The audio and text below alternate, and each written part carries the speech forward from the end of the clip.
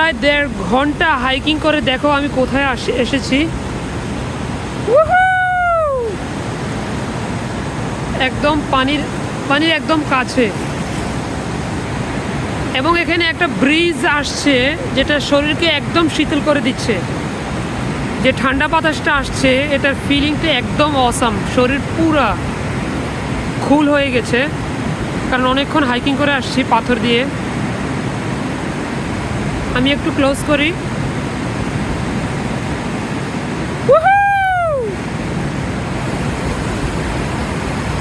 আর পানিটা অনেক ভায়োলেন্ট, খুব জোরে স্রোত আসছে।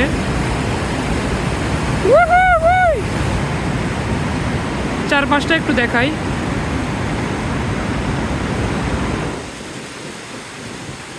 সূর্য অলমোস্ট অস্ত যাচ্ছে এদিক থেকে।